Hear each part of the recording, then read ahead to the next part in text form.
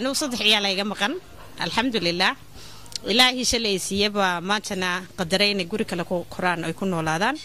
المحل هذا يي وان لحديدا وان لشكستا وينادين إلهي نوحن كرتشينيا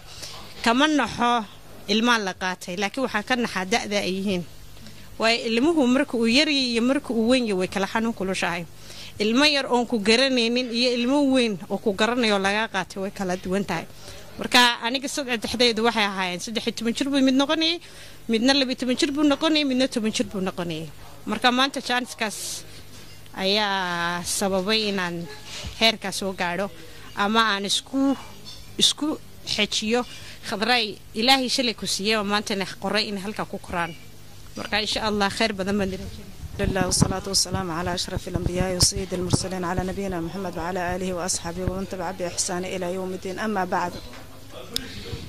ولا مقعي ودوح محمد حسن وحنا هاي والدين تدبان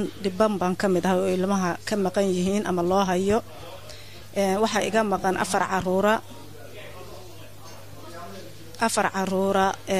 صدح قبلودي يويل هذا مدو لبس أنا بيسي مقنيهين cunuga u weyn waa 9 jir kan yarna waa 3 sano iyo bar jir marka xaaladooduna de waxay la mid tahay ilmaha kale xaaladooda Soomaalida waxaan deganahay magaalo la yiraahdo Larvik oo gobolka Festival ka tirsan marka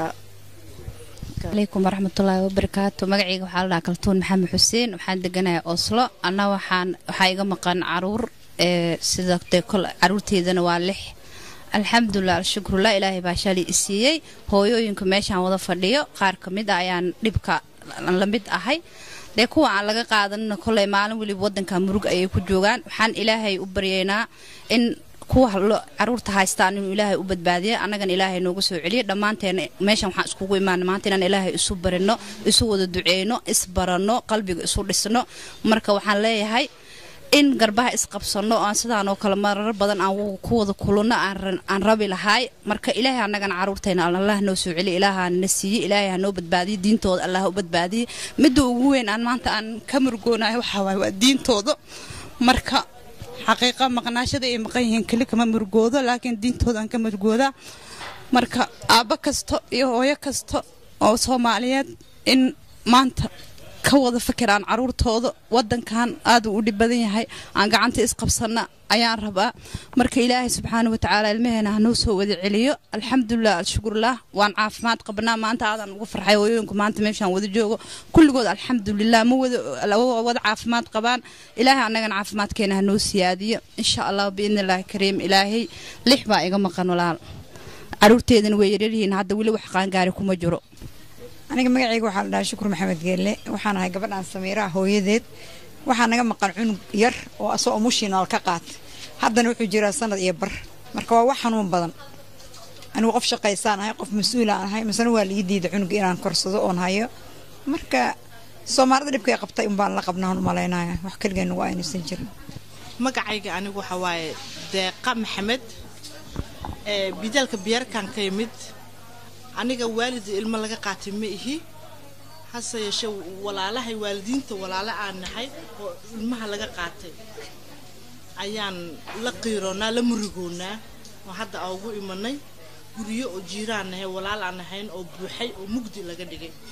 saas darteed ayaa anagana la murigoonay aadaan ni salaamay wana ka xunnahay عليكم أنت وحاسوق إيمان مانتا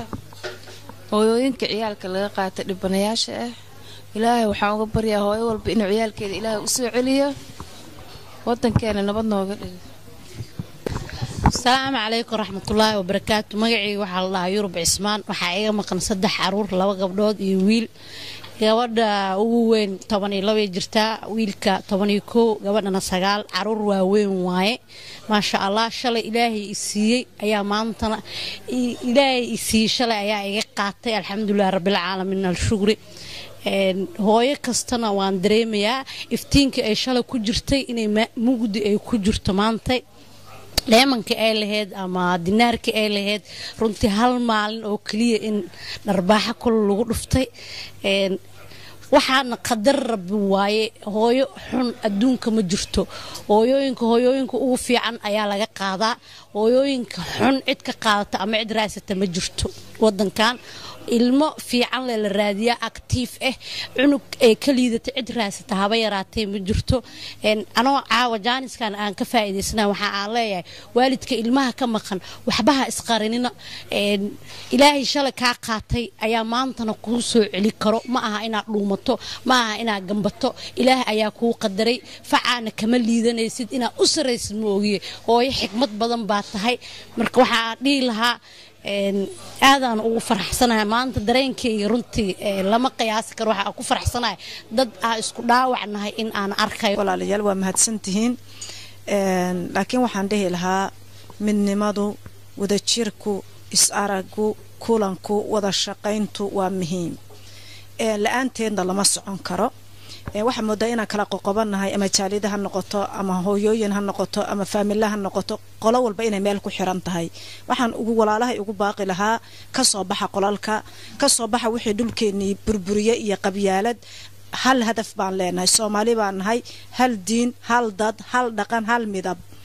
marka aan danteena u wada istaagno gacmo wada jir bay guul ku gaaraan annagoo gacmaha is wada qabsanay baana ku gaari karnaa guul laakiin hadii la dhaho gabar baa ilma laga qaatay aabaa la xiray hooyaa la xiray yaa waaye reer hebel taas ma soconayso guulna kuma gaarayno inta yada hadda maanta meesha fadhidana nambarku waa nagu dhacay laakiin waxa ogaataa hooyo walba Soomaaliyeed oo aan ugu baaqayaa gaarsiiya in wadadaadu adna wadadu ma aragtay gaarigu kugu soo socdo hubkana lagu soo wato sida isku difaaci lahaydna waxa weeye in annagana na taageedid wada jirna noqotaan wada jirna uga shaqeyna ilmaheena iyo danteena guudba waxaan kaloo dhihi lahaa cid walba oo maaragtay ra'yi nagu soo gudbin kada ama maaragtay wax nagu siyaadin kada anagu hadan kamuntaanahay gudoomiyahaygii waa joogaa gudoomiye ku-xigeenkii waa joogaa anagu diyaar baan u nahay cid walbo ama khibrad ama waaye aragnimo nagu soo kordhinaysa waxaan kaloo inkugu baaqayaa hooyooyinka meesha fadhiya ilmaha laga haysta iyo aabayaashaba baana faana bahalla maahan waa insaan haddaan dhan kale u duwanaa waxaan dhihi karaa maxaan dhahaa bisad miyaa mise maaqan waxaan ku muslay sababtay tahay wax shayga haddii waxa jira asagoon awood lahayn hadaa ka baqdid ku ceyrsada baana faana waa insaan la shaqeeya hooyo walba iyo aaba walba ha la shaqeeya baana faan qofkii ilmihiisa laga haysto argagax ma jira meeshan waa insaan kuma cunayo la hadal la shaqee kala hadal ilmahayga maxaa u dana anigu ma hayn karo Soomahan qof Soomaaliya igu dhiib laakiin waa ka baqaya iyo shoogan iyo waxaan meelaha lagu xiro waa insaan halala shaqeeyo salaamu alaykum ra-iisul wasaaraha waraaqadii loo dhiibay waxaan aan jeclaan lahaa dhibaatada ka Norway ka dhacayo wax walbo waraaqday ku qoran tahay marka dawladda Soomaaliyeed political waaye waa inay soo gashaa arintan hooyooyinkan ay caawiyaan istaalada ku jiro kuwa maxay tahay xanuunsan caruurta yararka muhiim ayay u tahay inay dawladda Soomaaliyeed ay soo gasho waxa kale halkan uga baaqayaa jaaliyadaha Norway ururada inayna taageeraan waxa aan ka hadlayno waa ubadkii taageero fiican ayna siiyaan qof kasta oo cilmigii ama ra'yigii ama fikirkii uu ka soo qayb gali karaa ama uu ka mid noqon karaa